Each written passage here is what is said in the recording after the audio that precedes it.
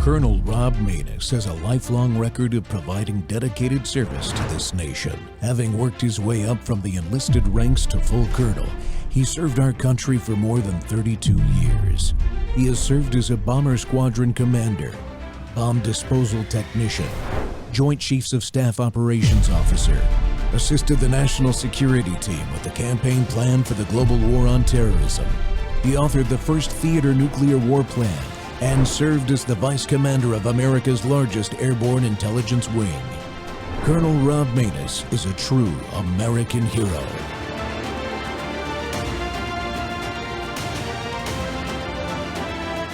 This is Rob Maness Live. At the end of the 100 days of the Trump administration, let's just review for a moment the opposition to it. And it's actually, if you think about it, a tripartite, a threefold opposition. Pollsters, the media, and the Democratic Party and the institutionalized left. The pollsters have Donald Trump down four or 5 points, but when you actually look at the Rasmussen poll or Mark Penn's poll, a Democratic centrist, Trump is almost even. And then when you look with greater clarity at the New York Times poll that has him way down, you see that only 37% of the people polled voted for Donald Trump. But Donald Trump won by almost 1.5 points. Don't you think it should have been, 51, 49%? So they were deliberately, in the case of the New York Times, under polling Trump supporters. The same was true with the Washington Post. They polled over 2,000 people, but only 840 were identified as Trump voters. Shouldn't that have been half? So what am I getting at? We're getting right back to what happened in 2016 when the polls were completely wrong. The same thing happened in 2020 when they overestimated Biden's strength by 4 or 5 points. And then even in 2024, the NPR poll had, on the last day of the election, they had Kamala Harris winning by 4 points. The Des Moines Register had Iowa lost to Trump by 3 points. He won it by 12. So what the pollsters are doing, not that Trump hasn't lost some because of the controversy over the trade wars, but the pollsters are trying to create momentum, fundraising, and jazz up opposition. Let me tell you a secret, folks. The corporate polls are lying. Welcome back to Whistleblower Wednesday. The Rob Maness Show is live on Worldview Tube, our X Spaces simulcast, Rumble, YouTube, Truth Social Plus, Amazon Fire, Apple TV, and Roku. Well, the recent usual suspect polling on President Trump's approval ratings as of this month shows a false mixed picture, with a general trend of declining support, as you just heard, since the start of the second term. According to a manipulated New York Times report, that's my word, from May 13th, Trump's approval rating has dropped to around 44%, down from 52% shortly after his January 20th inauguration. And man, are we going to miss these guys when they finally meet their demise. This is purposely intended to show a sharper decline than that of most recent presidents at a similar point in their terms. Polls from outlets like CNN, Pew Research, the Washington Post, ABC, Ipsos, those are all terms. When you hear them, think false narrative or influence operation or propaganda or Democrat support. And they were all conducted in late April. These polls indicate approval ratings ranging from 39 to 45%, with disapproval exceeding 55% most of the time. They try to show key issues dragging down his numbers, including what? Let's see, economic concerns, particularly fears of a recession. Oh, my God. Rising prices due to his tariffs. 71% of the voters, so-called voters in an ABC News poll, cited tariffs as a negative factor in inflation. Well, immigration is a strength for Trump, right? No. Now it's seen waning confidence, with only 45% approving of his handling of the issue. And that's from a CNN poll. That's down from 60% in December 2024. Think about those numbers. That's not very long ago. Of course, the nearly 100% negative media coverage of Trump's approach to these issues help these pollsters present these false narratives. The reality is reliable pollsters like Rasmussen Reports, who Victor Davis Hanson just talked about, show that the president's net approval ratings at a range of +1 to +3, and recent economic numbers will likely show that those numbers increase rapidly. That's my prediction, not my guest today. My guest today is Mark Mitchell, and he's the Rasmussen Reports head pollster, and we're going to talk about the usual suspects that create these numbers and what their intent really is and what's really happening in the world. His data is so reliable, he changed his X handle to @HonestPollster. You should go follow him. And he's not bragging. It's a reality. Mark is not only their head pollster, he's also a fellow veteran and a U.S. Navy Academy graduate. Mark, welcome back to the Rob Maness Show. Yeah, great to be here. And let's bifurcate those two things. There's accuracy, which I think we do pretty well, and I try to do a good job. And then there's honesty. And listen, I'm really one of the only voices out there calling out what I see, because there's a ton of people that cover liberal media bias, but turns out that the same corporations are probably going to put out polls that are suspect as well. And they have time and time again, and kind of becoming a little bit of a lightning rod about it. But we'll see. I don't know. Starting to get some attacks. Well, it should be a lightning rod, and I saw just before I came on, there's some kind of kerfuffle going on between you and Mark Halperin, but I didn't have time to dive into it. What's up there? Is he disputing what you say? Because when I look at what you say, Mark, I see a straight shooter. When I peel back the layers of what you're talking about and your numbers, I can't find anything nefarious like what Victor Davis Hanson talked about the polling universe that the New York Times poll used, for instance.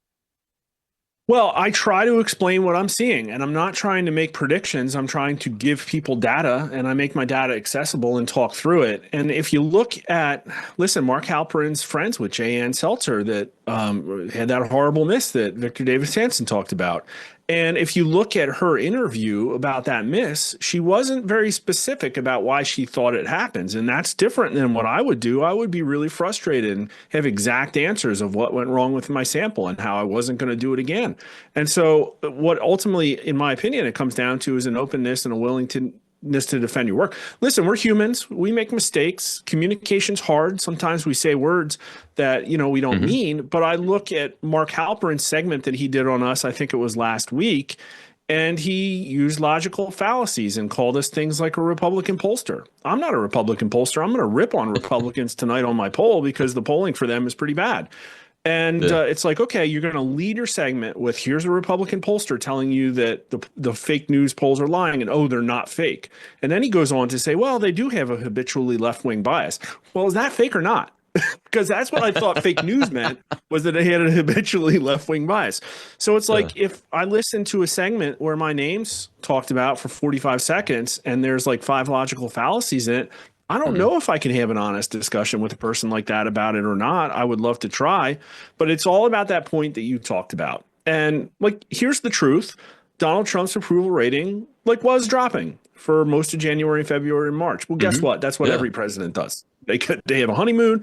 It wears out. And also, Trump's approval is not very high considering recent historical trends. And also, there's an explanation for that, and that's that we're on the cusp of a civil war, and everybody thinks there's going to be political violence. But what is wild is when my numbers, I can tell, are about 3 or 4 points to the right of all the mainstream media corporate pollsters, and then all of a sudden I'm 12 points to the right, and everybody dumps a poll at the same time right into the news cycle in advance of Trump's 100 days, then I say, well, they're probably coordinating. And that's what my accusation was. Were all of them coordinating to tank Trump's approval? No, I don't think so, but probably ABC, because Stephanopoulos was talking about it. ABC's got friends in the Kamala Harris camp. They're tied into Disney. I don't think Disney likes Trump. So there's a whole, again, you never know, right? But when 12 scummy pollsters dump horrible Trump polling, you can see it in the aggregate. You can literally look at the Real Clear Politics aggregate and pick exactly what day Donald Trump's 100-day mark was, because that's where all the fake polling is. And his numbers are coming back up from them. So it's just wild, just wild. Yeah, you posted a great set of charts showing the plots, and folks, you should go look at this on Mark's timeline at Honest Pollster, because what you just said about you were showing him decreasing in his approval, just like everybody else was, but then the disparity shows up because it's a plot comparing to all these so-called reputable pollsters, and then you guys. And you guys end up in the reality, and they're out somewhere. I don't know where they're at. Do you know any of these people personally that do this polling for these companies? No, I came from outside the industry. This was actually my first presidential cycle, believe it or not. And so I really wonder what the fall would have been like if I hadn't been around. But no, they kind of hide in their ivory towers and maintain inaccessibility. And they pretend to be unbiased. And they hide behind transparency, which they say is, well, here's our full crosstabs and a really good methodology statement. But then it's really tough to get to the answers to why, for instance, the ABC Washington Post poll that had Trump underwater 12 points on approval also has him underwater 6 points on immigration. I would love to have a discussion like that. Can't get to anybody. I just retweeted that chart on my Twitter feed that you're talking about if people want to see it. But I bifurcated a group of pollsters into what I call the mainstream media pollster cartel, and then also a selected group of good pollsters. And the good pollsters match what I show, which is, Trump's a little up and a little down, but it's about net plus zero, like Victor Davis Hanson was saying. And all of these pollster cartels had Trump underwater roughly about 4 points until 2 weeks ago, and then it was underwater 11. All out of nowhere on no news. It wasn't the economic stuff. That was like 2 or 3 weeks before that. So it was literally the 100-day mark. Yeah, absolutely. Do you think that you talked about coordination a minute ago? Look, I'm not an idiot. I see it too. How would they coordinate all of that? I mean, you're talking about 12 or so different media outlets and corporations, different. Are they all using the same pollsters or a set of pollsters, or are they all using different pollsters? How does that work? Generally, they'll either have an in-house pollster like Nate Cohn at New York Times, and then they'll outsource a lot of the actual survey collection to like Siena College or a corporation, or they'll partner with a big panel like ABC Washington Post partners with Ipsos, which is a 50,000 person panel of U.S. folks. It's, in my opinion, not really reflective of reality. And it's okay, polling's hard. That's fine. But if you missed in 2016 and 2020, you shouldn't miss again in 2024. You should have corrected for it. And they don't. And I don't know if there's coordination, but I would say I always like to come back to public opinion. And Americans got awfully suspicious about the federal government in the era of Joe Biden, let's just say, on the judicial system, on overreach and censorship, on everything. And one of the questions we asked is, how likely is it that U.S. intelligence agencies are providing political talking points in mainstream media news organizations? 64% of the country says it's likely. Well, that's a really big number. And quite frankly, it's also pretty similar to the number of people who had no confidence in Joe Biden's mental fitness. So they saw right through that one. And so I think the people are relatively smart. And I would ask, maybe we got to get Tony Shaffer on or somebody. But I made a joke about it 2 weeks ago. How come USAID hasn't cut funding to whoever is coordinating all of these mainstream media hits on Donald Trump? Because I think it's still happening, right? So, as it happens, I have a note here to ask you about a USAID thing, but it's not related to that. But folks, we got to go to a break here in a second. I've got a question in the audience we'll take when we come back from the break, Mark. But two veterans here in agreement, because I agree with what Mark just said, is how likely is it that the U.S. intelligence agencies are providing talking points to the mass media, et cetera, et cetera? I think I'm in the 64%. And I bet I would be interested to know, of that 64%, how many of us are veterans? Because we have really lost confidence in the government of the United States of America here in the last 6 years. We'll be right back with Mark Mitchell, head pollster for Rasmussen Reports, here on The Rob Maness Show.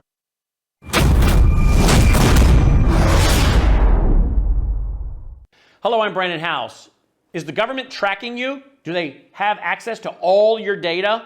Well, if you go to worldviewtalk.com, you'll find out about a cell phone company that, well, does not store your data. They don't do that. This is what they're known for. They don't store your data. You have privacy. You're not being tracked.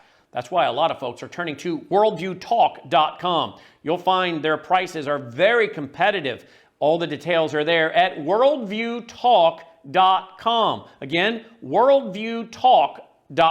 Oh, while you're there, not only do they have cell phones that aren't tracking you, you can find out about how to get a satellite phone. Should the whole system go down and you want to communicate with a family member or a loved one, you might want to have a satellite phone. Or how about their solar generators? They have great solar generators.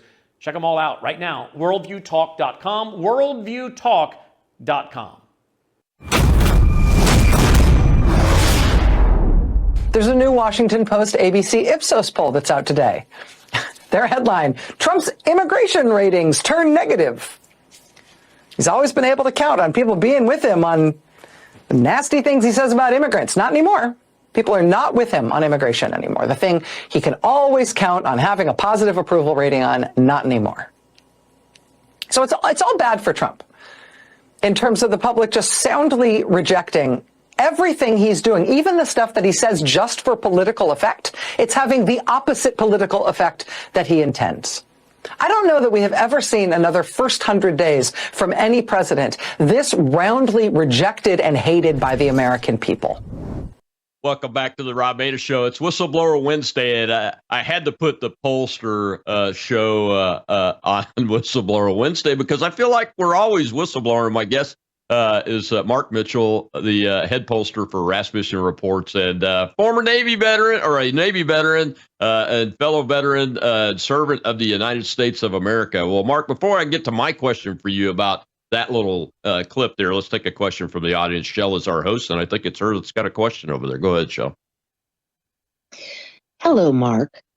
First of all, I love how you call them cartel pollsters. That's fantastic. And my question to you is, why have I never been polled? And most of us that are listening to the show have never been polled.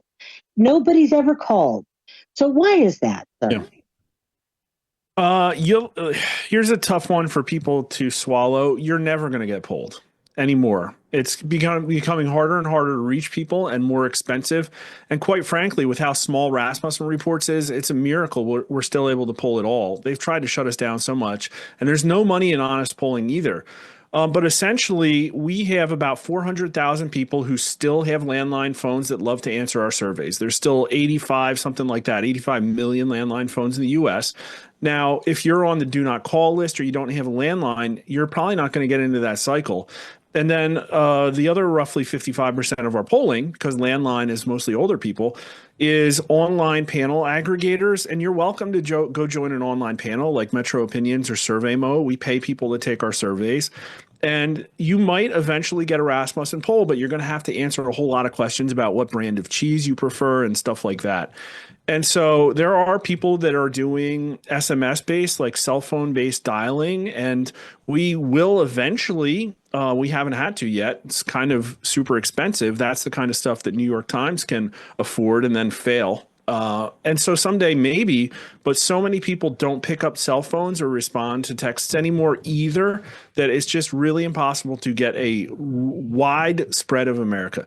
But what I can guarantee you is that we're reaching roughly about 1 million people when we just talked about in the last segment how the YouGov panel, the Reuters Ipsos panel, all of these panels that most of the mainstream operators use are really, really limited. Like they're reaching 10 times less people than us. So ultimately what it comes down to is I can get data.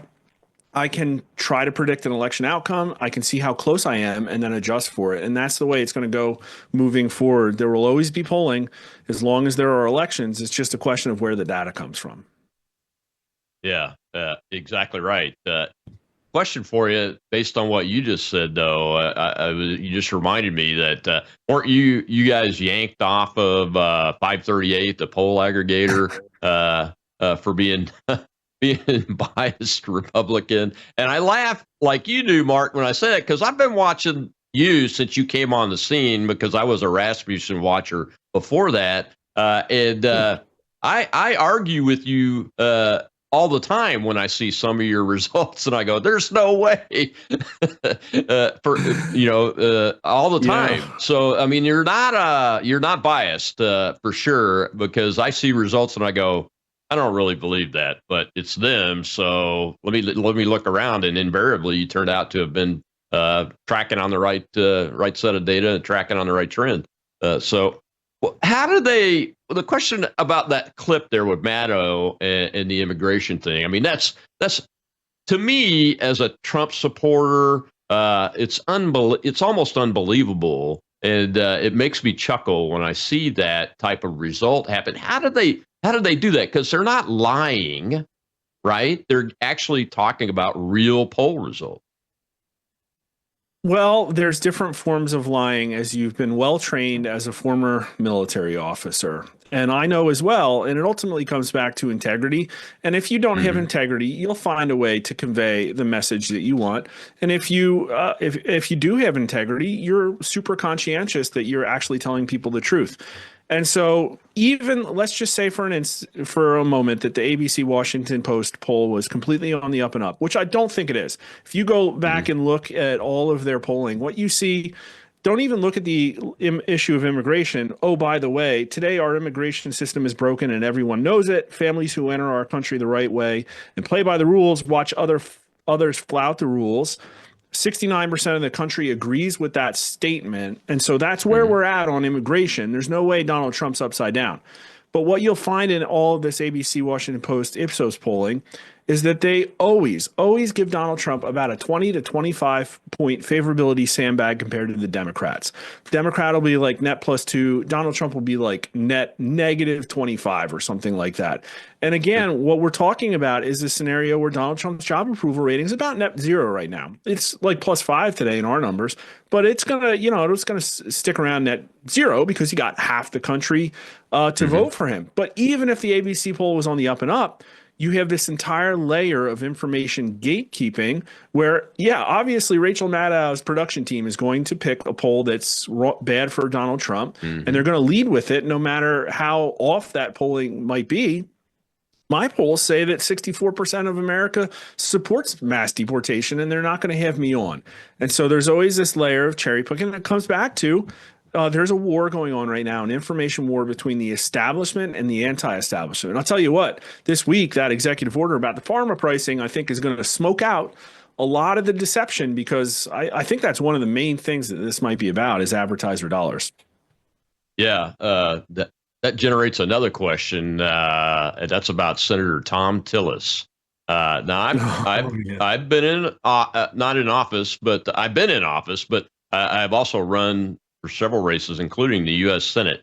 To make yourself an outlier like that, you have to be really sure that you're going to be okay if you're a politician sitting in an elected office that's as lucrative, so to speak, as a U.S. Senate seat.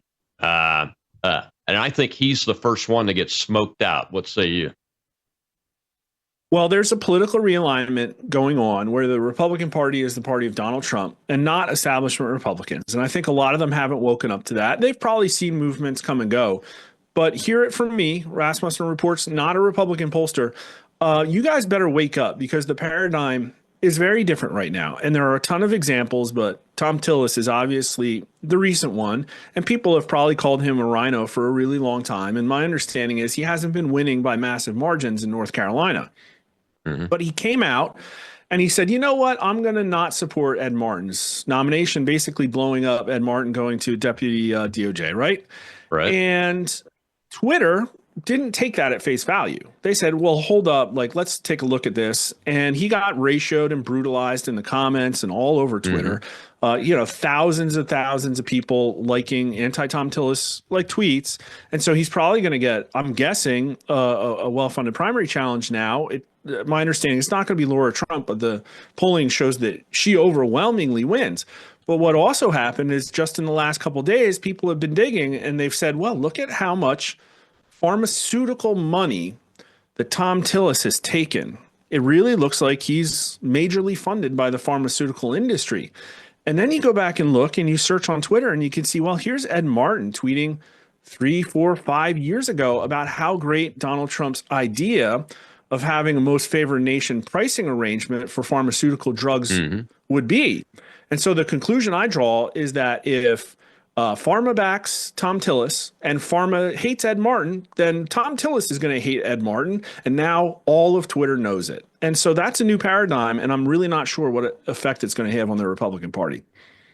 And the scales should have fallen off your eyes just now, folks, because that linkage, it's not an unknown linkage, but it's been put together by Tillis himself through his actions very, very nicely over the last 2 weeks. Tillis is supported by Big Pharma. Big Pharma didn't like Ed Martin. Ed Martin's going to do another job that Tillis is probably going to regret him going to. And now Judge James Pirro is going to come into the job Martin was going to. And they'll probably regret that one too, I would imagine. Well, let's take a question from the audience. We got a hand up over there. Go ahead, Shel. Brandon, sir.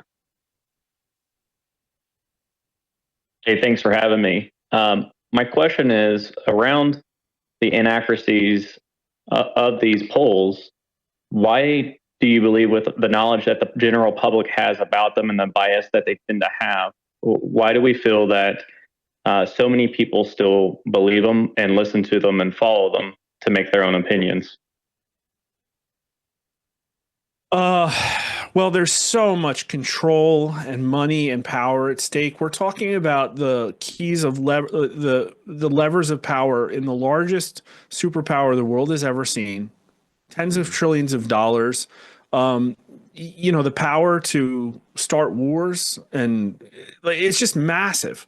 And so corporations, as we've just talked about, have aligned with, in my opinion, a uniparty oligarchy and globalist interests to essentially milk Americans, the taxpayer donkey. Everything is a scam. Look at the pharma stuff. Apparently, the U.S. is 75% of the pharma industry revenue, but only 4.3% of the world population. And a lot of that's taxpayer funded. And so all these people around the world are benefiting from, the money that gets spent here, right? And it's just every single thing. The amount that the establishment wants us in a World War III. And so major corporations that are backed by these advertisers have a vested interest in making sure that an anti-establishment candidate gets shut down. That's the trend we're seeing, and they have so much control. They have Google search results, they have push notifications, they have social media censorship. They have so many tools. They have academia and the educational system. They've taken over literally every industry, and they're going to take over polling as well, and they have, in my opinion. And I think you're always going to need polling. If you didn't have polling, right, you're going to get the kind of elections that you see in South America, because there needs to be some expectation of what the results will be going into an election so that everybody can look back and say, well, no, we don't have confidence in this election. There needs to be a feedback loop like that, in my opinion, in a democratically based country. And so if that's the one thing, if there are people like me who put out numbers that people can trust because they're not associated with these corporate powers, that's a big problem. That's a really big problem. And as the Colonel said, 538 came after us. And it wasn't about accuracy. It wasn't even about essentially being a Republican pollster, as they call it.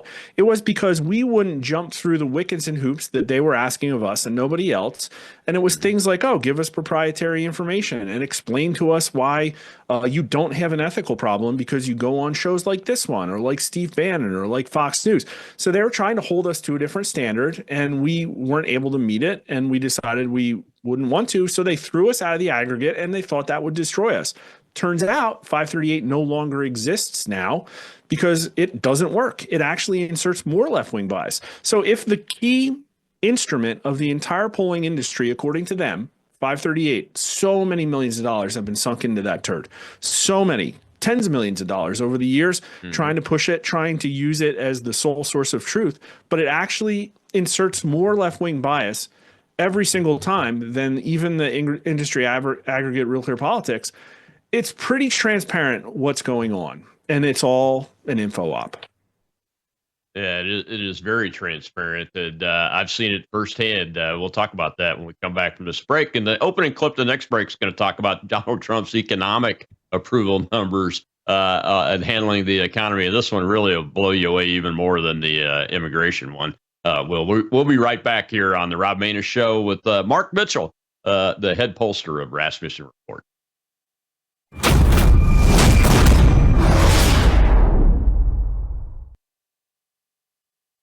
But with Brandon, it's always cutting edge stuff happening in the world, and it's not just from the political angle, because you can get that on other platforms, but it's always from the biblical angle. So you're dealing with a guy that loves Jesus, you're dealing with a guy that's very intelligent, you're dealing with a guy that is cutting edge conservatism, and you're dealing with a guy that wants to be biblical all at the same time.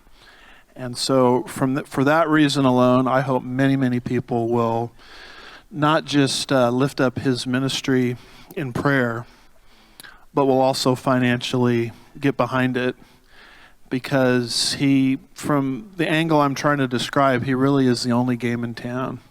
And we desperately need it in these last days. Can I get an amen to that?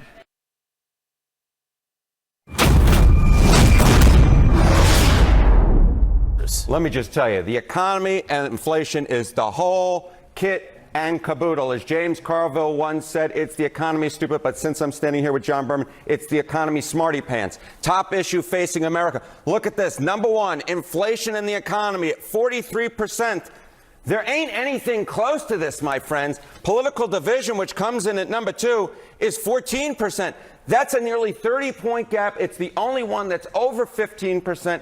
Donald Trump's presidency will ride or die on his ability to handle the inflation problem in this country and the economy. So ride or die. How do Americans think he's doing on it? Yeah. If you saw the cover page, I said, will the economy be Trump's Waterloo, to quote ABBA? Trump's net approval rating on the economy. Look at this. January of 2025, it was at plus 6 points. Look at where it's fallen to at this point, minus 14 points. That's not just the lowest of this term for Donald Trump. It's the lowest ever for Donald Trump when it comes to his net approval rating. It has fallen faster than his overall approval rating. At this point back in his first term, he was on the plus side of the ledger in double digits, plus 12 points. It has just fallen completely down. It has fallen through the floor, minus 14 points. This is a massive, huge, to use Donald Trump terminology, problem for his presidency. All right, so they don't think he's doing well on it. Do voters at least think he's trying? Yeah, this is, I think, the other big problem. They think Donald Trump's priorities are in other places. I mean, look at this. Think Trump is prioritizing these a lot. We talk about the economy. We talk 36% on the economy. We talk about inflation. It's below 30% who say that they think he is prioritizing inflation on a list of 8 that CBS News gave to voters, to Americans. Guess where the economy and inflation rank? 6th and 7th on an issue list of 8. They simply put, do not believe his mind is in the right place. He is not prioritizing the problem that they think is greatest right now to the American people. And that is why I said at the beginning, I could say that this might end up being Donald Trump's Waterloo, because he's failing on the issue that's most important to Americans. Welcome back to the Rob Maness Show. It's Whistleblower Wednesday, and we're talking about the lying pollsters and their compatriots, too. And my guest today is the head pollster for Rasmussen Reports, Mark Mitchell. Mark, I have to give Harry Hinton credit, though. You know, he accurately reports what he sees in the polls for the most part, even if it's bad for the CNN narrative and audience. I've seen him do that before, so I don't want to disparage him too much. But wow, that set of numbers from that Ipsos poll is just so far out there. I mean, yesterday, wasn't it reported that inflation was like 0.01%, the lowest in many, many, many years, the rate of inflation? Yeah, that was a tough cold open. You got to take Harry Hinton one little segment at a time, because there's so much baked in there. First, I will say, this guy, I think, is maybe a schizophrenic. Depends on what week there will be positive or negative news. I think his producers are trying to have him rotate just to keep people confused. But I can tell you there was a lot of deception and manipulation even in that segment that you might not have, people might not have noticed. is that first off, did you notice how they combined economy and inflation? And then you notice how the number 2 issue was division and the number wasn't that high and the issue border wasn't anywhere. Well, that's a tell. And then you notice, well, the last segment, the one they're so horrible. Well, he's not prioritizing the economy. What kind of question is that? He's not prioritizing. Well, we don't know how many issues you have. And so 30%, maybe like, you know what I mean? Like maybe that's high compared to all the other ones. And also, we're dealing with, he's using, you always have to check the source. He's using Ipsos for those economic numbers. You know that Ipsos has a Donald Trump sandbag of like 15, 20 points. And so all of that, and there's more. There's so much more in that segment. He's using emotion in order to convey a message about how bad this is for Trump without it being bad for Trump. Because listen, the economy is always the number 1 issue. It's always, every time you ask, but it's a question about, well, like, what's the context? And the context is only 22% of U.S. likely voters think today's children will be better off than their parents. That's horrifying. That has nothing to do with the stock market, which is why I'm sure the segment was from back when the stock market hit a little bit of hiccup and all the corporate overlords got super upset. But we asked the question, like, how likely is it that Trump's tariff policies will cause a recession? And a majority of people said yes, it was like in the 60s. But then we also asked, well, like, is this what you voted for? And we get majorities as well. You know what I mean? So it's like, is the economy jobs or the stock market? Jobs wins over 60% to less than 20%. And so this is about jobs. This is also fundamentally about the government that perpetrated this on people with the border invasion and the lack of wage growth. And leave it to the corporate media to misframe. Now, is Trump's best issue the economy? Like, it's not his best issue. I think the last time we polled it, he got a 44% combined excellent or good. That's better than the voters rated Joe Biden on any issue ever. Right. The question I had is about this prioritization. I mean, when I look at the policy stuff, and I'm on the list, I get all the EOs every day, so I'm seeing the flow of execution, so to speak, of the president and his team. And it seems to me as a voter that everything he's doing has some kind of priority and positive impact on the economy. From a priorities perspective, everything. Yeah, well, again, I think that priorities question is just not a very useful one. It doesn't convey like how's he prioritizing? I don't know how Donald Trump's prioritizing things. He's all over the place. And ultimately, it's one of those things where I think people will just answer along party lines. But I come back to right direction. Right direction. Generally speaking, is the U.S. headed in the right direction, or has it gotten off on the wrong track? And we are setting records by the day. Just 2 days ago, we had net +3. We had only had 1 day before where it was above net 0. That means net +3. And then yesterday it was net +4. 49% right direction, 45% wrong track. Same results today. Wow. So now we've had 3 days with a positive right direction, and they've all happened in Trump 2.0. And we have like 15 consecutive weeks now of right direction over 42%. That's a massive record. And so ultimately it comes down to, you can baffle everybody with BS by cherry picking polls. The right direction doesn't lie. And even in the fake corporate media polls, those numbers are really high right now. And so it comes back to, this was an in my opinion, federal government election. It was a referendum on the government, because trust in the government was way worse than trust in Kamala Harris. Yep. And Trump's won. And now the fact that everybody's histrionic that's associated with the government, you're not going to make people cry. Like, you wanted to put them into internment camps. You censored them. Exactly. You tried to throw half of America's political candidate in jail. So prioritizing the economy and inflation, he shouldn't be prioritizing inflation. It's not a problem anymore. Like, that's true. That's true. Well, let's take a question from the audience. Very energetic audience today. Go ahead, Shell. We have Colonel Gannon Burton, sir. Hey, Mark, you give me a lot of faith restored in the Naval Academy. I'm glad to hear that you're a you're a graduate from there, because I had lost a lot. So thank you, and thank you for your service. So my question is, and I'd heard you speak before on this, is pollsters in an environment where there's industrial scale voter fraud like the 2020 election, and there's no doubt in my mind it happened. And are they trying to predict what fraud they can get away with? And how do you keep your sanity as you do the real polling and then see that industrial scale voter fraud go down? Not to put words in your mouth. Well, first off, thank you. I was class of 01, and so we were the last class that had a real plebe summer. Like the fraud is a problem, and so much so that we've pulled on it many times to the detriment of our business. They tried to censor us. We were on the GEC's list of top misinformation spreaders on Twitter just because we were asking Americans questions about this.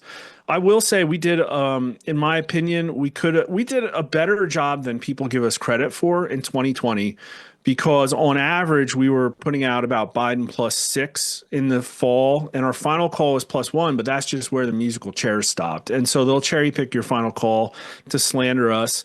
And so in reality, our national polling was about 2 points to left from where Joe Biden actually did, which means we underestimated Donald Trump's support nationally. But here's part of that truth. The polling did show that Joe Biden was going to beat Donald Trump nationally, and that's because there was a whole lot of people who were political normies being involved in that election. And in my opinion, there was also a lot of, and we have to be specific here, I do think there was fraud, but I think the bigger problem was mass scale asymmetries in electioneering. Meaning, well, I mean, I guess it's all fraud, but there were mail-in ballots flying around everywhere. We had 20% of all mail-in ballot voters saying they received at least one superfluous mail-in ballot at their household. Like, that's a bad number. And then it really came down to the swing states, though, as we all saw, where Donald Trump massively outperformed the polling, even our polling. We were too left in most of the states, and yet he won by, I can't think of clean analogy to explain how close it was that Joe Biden won that election by. So that was very frustrating. And so we spent a 4-year crusade talking about election integrity, because we think that there needs more focus on it, because it's a major voter issue. We're trying not to fight the liars in the polling industry. We're trying to get voters what they want. But then incidentally, we did miss really bad in 2018. And what history will tell you is that 2018 was a massive increase in turnout, like multiple, like sigma increase in the number of turnout in an off cycle. And it was also the one where, for the first time, Act Blue raised more than $1 billion. So I think there is a connection to our polling performance and election integrity, because I don't think there's any way we could have polled the states accurately in 2020. And I'm surprised, happy, and lucky that we did as well as we did this time out. It needs to change. We're pushing for it. I would love to see Congress be more aggressive about it. And I'm hopeful that we're actually going to see change now, because I can't do my job if there is massive wide-scale election fraud, and I do believe there is. Yeah, I agree with you. I've been listening to what you guys have been talking about, the data you've been presenting for a long time over this, and that's how I came to have a better understanding and convinced that exactly was voter fraud. And your point about the difference in electioneering, I think is important for people to know. And you could Pennsylvania is a case study from 2020. The Republicans left over 140,000 mail-in ballots on the table. And in 2024, we had a concerted effort that I'm proud to say I was a small part of to get doors knocked on and pull in those mail-in ballots, so that Trump's share of the mail-in ballots went from 20% to over 33%. And that's one of the things I think that strongly put him into the victory column for Pennsylvania and the presidency, really. We got to take our last break, Mark. Go ahead. 30 seconds. No, I'm just like, that's the trend I've heard. There are a lot of major distributed volunteer organizations that have all come together to help Donald Trump win. The big question is, will they turn out when Donald Trump's not on the ballot? That's the big question. That's a big question that I have for you in the next segment, because the Right Track, Wrong Track, you're exactly right. I've been watching it closely. That's why I follow Rasmussen, because they're the only ones that really do this consistently. But there's a problem. The problem is in the GOP, for one. And I want to talk to Mark about that, some things we've seen in the last 24 hours. We'll be right back on the Rob Maness Show. It's Whistleblower Wednesday. The pollsters are lying to you.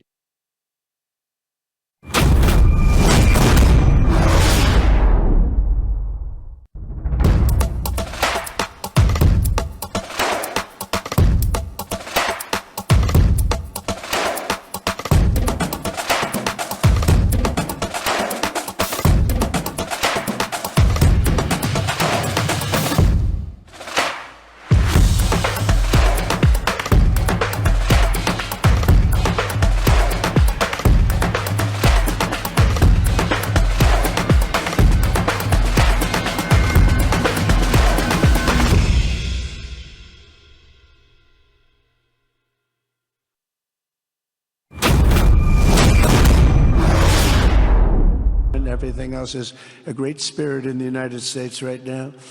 A brand new poll from Rasmussen just showed that the number of Americans who believe the nation is on the right track, they have a right track, wrong track, is now the highest in over 20 years.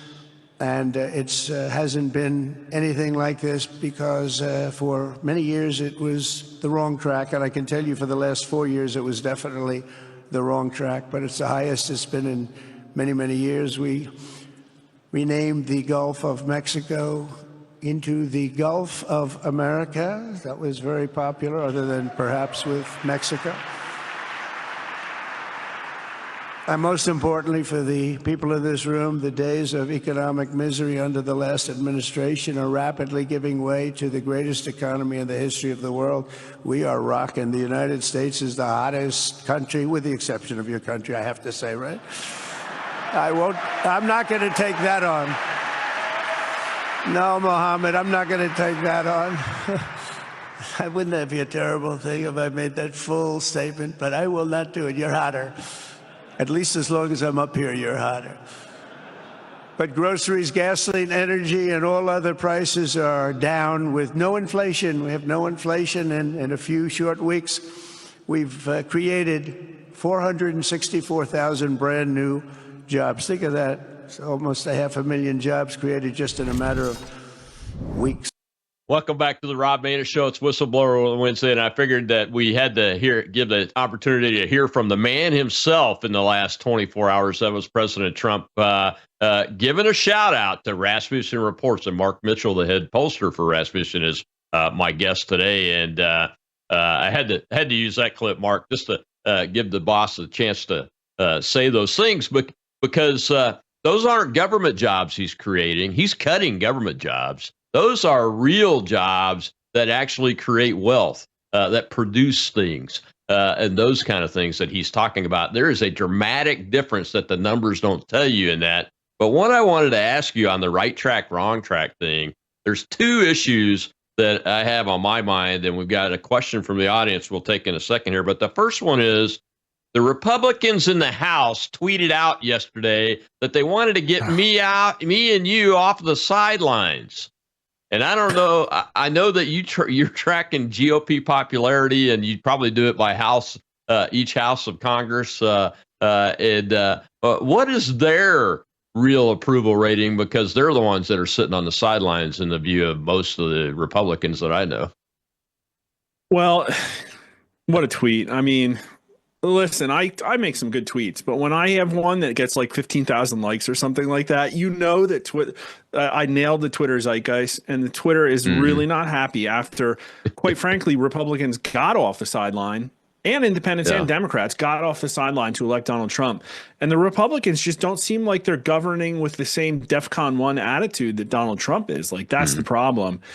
And I understand there's limitations, but they tried to like jail the unvaccinated. They jail the political opponent. They tried to censor people. They made a mockery of elections. And it's like, we're not going to break a sweat down in DC. And that's the problem. And not only that, it's just the tone deaf way in which they communicated it. But everybody always hates Congress. Only 11% rate them excellent right now. But the important number is what Republicans rate Congress right now. It's only 16% excellent, 33% good. That's 16% excellent. You would want to see higher, and only 22% poor. These are not resoundingly good marks, but this is the problem. Do you agree or disagree with this statement? Republicans in Congress are not delivering on the mandate given to them by the American people. And 61% agree with that statement, but it's 60% of Republicans too. Only 13% of Republicans strongly disagree. So again, Mike Johnson, I mean, I think the real problem here is one in communication and level of effort, and not necessarily, like, I understand that you all have to get it packed into the CR, and I understand there's so many closed doors negotiations that have to happen to get this done. But Nancy Pelosi would have been breaking things right now, and I'm not seeing it happen. And I think, listen, again, voters are happy, right direction is high. But the point is that the future electoral success for a pro-reform, anti-big spending government is not baked in right now. And so this is very much, the time that they're being tested. Yeah, it seems to me the expectation that I have is a more than likely turn back to business as usual with the controlled opposition Republican Party. Well, let's take a question from the audience before we get to my next question. Go ahead, Shel. All right, I have a question for Mark. What do you think about the poly market? I've been watching them, and a lot of people use them as a poll themselves. What is your opinion of them, and are they as accurate as something that you would do? Yeah, also shout out to Kalshi, and I use Polymarkets more just because I like the visual, the way everything was presented. I thought it was a clean site. So what I would say is that I don't put out election predictions. I'm not Alan Lichtman, the Keys guy, who just goes and does a little bit of voodoo and says, oh, Trump's going to lose. I put out a ton of data, crosstabs that say this is what was in this poll and this is why it came out this way. And you can look at the numbers yourselves and make conclusions. I do think that that is the way to look at the betting markets as well. I think they are very valuable data, but you have to understand how to use them. In fact, I would not look at any news headlines and look at honest pollsters, and the betting markets are probably, and also maybe early election returns and party registration numbers. Like, all of that data has to be combined in order to synthesize your own election prediction. The betting markets can be manipulated. People can go, some of the markets are very thinly traded. It's very possible to sign up and make that market whatever you want if you're willing to lose money and fix the market. But the major ones that matter, in my opinion, come election time, are too liquid for anybody to manipulate. And so if you looked at Polymarkets, as of really about October 15th, October 20th, Polymarket showed that Donald Trump was winning at least 6 of the battleground states, and he won 7. And so, in my opinion, Polymarkets did, and that's about what I said, and leading up to that. And I think I beat Polymarkets, but it was nice to see when Polymarkets agreed with me. But I think they did great, considering that every mainstream media outlet, every single one, put out an electoral map that showed Kamala Harris winning. So in my opinion, there's some very useful data. You just have to know how to use it.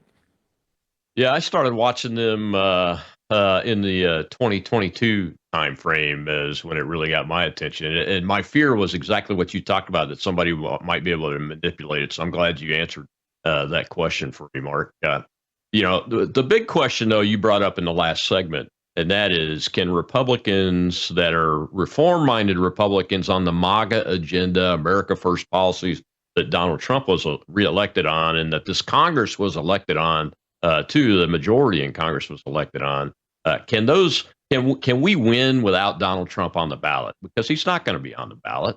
Finally revealed that it was a troll that he might run again in 2028. And we've got a problem. And I don't know that, in the last 7 days, you've seen Democrat politicians and Congress people actually be involved in altercations, assaulting ICE officers up in Newark, New Jersey. The mayor of Newark, New Jersey, has been arrested by ICE and the Department of Justice in that kerfuffle. And Hakeem Jeffries just last night has made a threat, an open threat about illegal immigration and the policies and those kind of things, implying that there's going to be violence and everything. Is that going to hurt them and help the Republicans going into 26, do you think?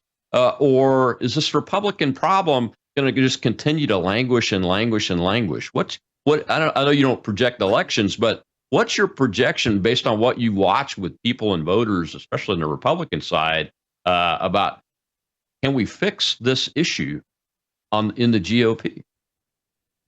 Oh, that's such a big question. And I would say, first off, that we're going to find out, in my opinion, this year what the next couple of years hold.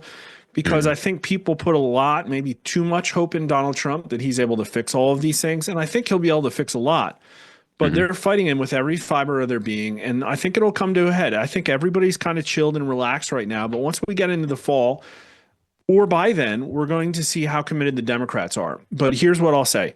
The Democrats are not doing the things they need to do, in my opinion, to win, which is to go through basically an introspective cycle of self-healing. And what has happened is their establishment leaders are running to hide, and their louder, more obnoxious voices are filling the vacuum. People like Bernie Sanders and AOC and Jasmine Crockett and Hakeem Jeffries, and they're all virtue signaling about this. And it's almost like they're pushing for a confrontation on that very specific issue you mentioned. But I think that there are a million other ways that we could see major conflict, like Alina Habba going after Phil Murphy. And are they going to let a governor, a sitting governor, get rolled up? I don't know. Like, we might see how that pans out. And then there's also like black swans that I just don't know how they're going to play out, that factor into the 26th election. Like, are they going to shut down and indict people at Act Blue? That's a really big question. Is the Election Integrity Task Force going to work and be successful? Are they going to get the SAVE Act passed? Like, all of those, it's impossible to know. But then also, I can tell you that I'm not sure that J.D. Vance is the successor, but if he is, he doesn't poll nearly as well as Donald Trump. We polled him against Stephen A. Smith as just a complete outsider, and he only won 38-34. A ton of caveats about how early it is. And then we just did a recent one this week where we did J.D. Vance versus AOC. He only beats her by 3 or 4. And Bernie Sanders actually beat J.D. Vance. Again, a ton of caveats. But the things that I think we need to see is that Donald Trump needs to be looking towards the future with some kind of succession plan. And I know that's risky. And that Republicans need to be doing something to fix the fact that the establishment still runs the show. I know it's great that they have their own guy in the RNC, but the things I'm hearing from the ground is that the establishment still gets its way everywhere across the country, and that all of the money from the top down is getting siphoned back into the big Republican consulting machine, and it isn't going to support MAGA candidates. Yeah, I agree with you on that. We got to take that on, and the president's done a much better job this term and this time around at getting some control over the national RNC apparatus and those kind of things, but it's not nearly enough. It's obvious for that. Well, we got a couple minutes left. Let's take one more question from the audience before we get to the end of the show. Go ahead, Joe. We have Cookie, sir. Good afternoon. Thank you both for your service. I was wondering how much has the social media changed, either better or made it worse for doing the polling? I don't think it's really affected the polling, but I think it's having a huge effect on public opinion right now. It really feels like a different world just in the last 12 months because of Twitter. It feels like people are focused on an open dialogue and an exchange of information. You really don't hear things about like the right and misinformation. And that was a really big problem like 7-8 years ago. And I remember how hard it was on the right to know if you're hearing fake news or not. And there were, a lot of conspiracies and tinfoil hat stuff that got spread around. And now it's like, no, Twitter, the public town square, has become a place where open, objective dialogue largely has been exchanged. And all of the people on the left have gone off into echo chambers like Blue Sky and Reddit.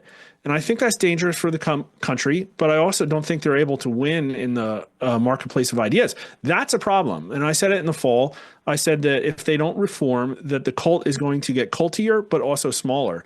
And it all just becomes like, how far do they want to accelerate and push this thing, and who is really pulling the strings behind the scenes? I can tell you in the polling, it feels that there's palpably a difference in Democrats, and I'm not sure if it's a real trend or something to do with their mental state right now.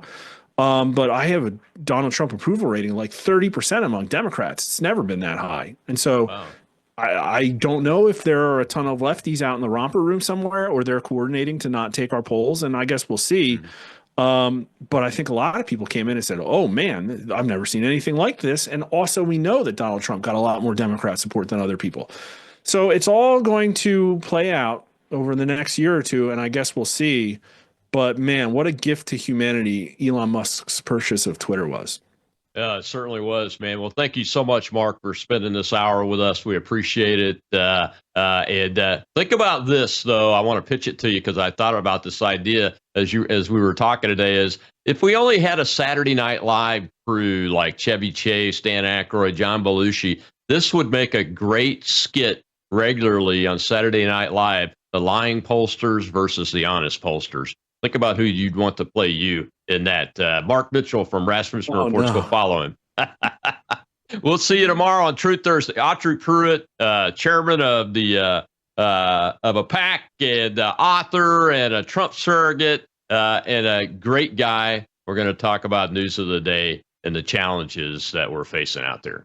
I'll see you then.